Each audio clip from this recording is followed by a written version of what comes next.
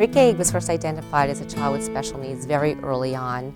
As early as 3 weeks old, he was involved in our early intervention program and received a variety of therapies, including speech-language therapy, occupational therapy, physical therapy. He went on to go through our preschool disabled program and has been placed in special classes since that time. He has childhood apraxia of speech, which simply put means that he has difficulty coordinating the movements necessary for speech. And so before he began using the iPad Prolo 2 to communicate, we didn't really know how much language he was able to express. We knew that there was a lot in there and he had good potential, but we really never thought it would be this astounding.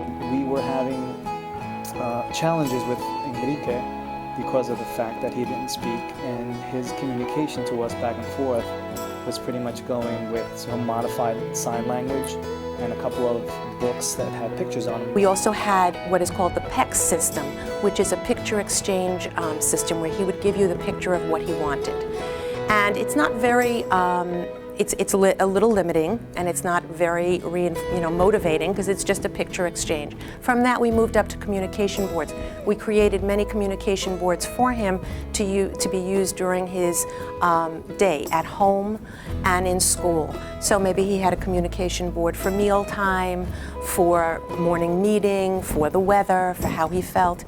And again, it was just a SAGNET board created on a program called BoardMaker that I have, and he would just press the various pictures to say, I want to read, I want a pretzel. We're introduced to the iPad and the app, the Prolo 2 Go, about a year or so ago, when we heard that the Apple iPad came out with an app that was specifically targeted for autistic children with non-verbal apraxias and all different kinds of stuff with non-speech. The evaluations recommended 1 or 2 different devices. They finally felt that the iPad with the Prolo 2 application might be the most appropriate. It's lightweight, it's very portable, it's very user-friendly. We got the device the very beginning of November, and it was maybe the pinnacle of my career personally. We sat in here, and the first thing we brought him in to show him the device and give it to him, and he pressed the picture of himself, because we took a picture. The device allows you to actually take actual photographs and upload them, and he pressed the picture of himself, and it said, "My name is Enrique Mendez." I'm going to start to cry. And he went, "Woohoo!" And he took Mrs. Hans around by the neck and kissed her on the cheek, and then he took me around the neck and kissed him on the cheek. And it was just amazing. We gave this child a voice. So that afternoon, the first thing he ever said to me, "Mrs. Schultz, I'll say, what do you want to say to Mom?" And he goes to the opening app. He opens up and he says, "Hi." And I immediately get teared up. And his next thing was, "I love you."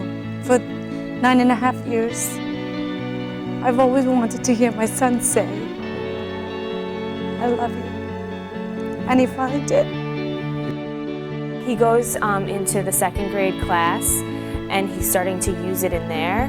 And the kids are really responding really well. And they haven't really responded like that it was weird that, it's really not his voice. But they really, it's really cool to see, because then they try to communicate with him also.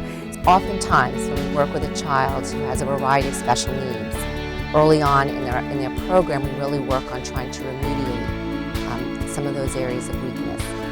But sometimes we really don't know the child's full potential.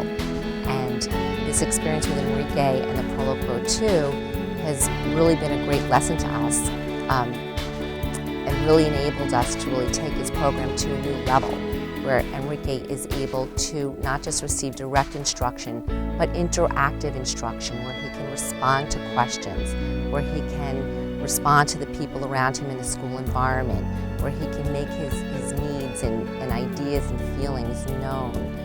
And he's able to now tackle more academically oriented goals and objectives. He's like a sponge, and what's the most wonderful thing and rewarding thing for us is his desire to communicate. He knows this is his way to communicate, and he's just having conversations, back and forth conversations with people, and that is just amazing. It has been it's given him a voice. This year we're happy to say that it's now 4 months and it has been absolutely life-changing with this iPad. Enrique is aware of a lot more than we thought he was aware of. That the community has also noticed that because he couldn't speak, again, didn't mean he didn't have anything to say. I'm so glad that Enrique's story is being told. And the beauty of the story is that Enrique's story doesn't have to be an individual one. I think it serves as a great example of what happens when educators and parents team together in the best interest of the child. Throughout the years and from the very beginning, Enrique's parents have been very strong advocates for him. They've left no stone unturned searching for their own strategies and resources to provide Enrique with whatever he needs. They've partnered with the school in terms of sharing those strategies. They've been on board with developing programs hand in hand with the teachers and supporting at home anything that was being done in the school environment as well. When everyone is on board with the strategies and the interventions that are being implemented, and the child's day is seamless throughout everything that's being provided during his school day and at home, great things can happen.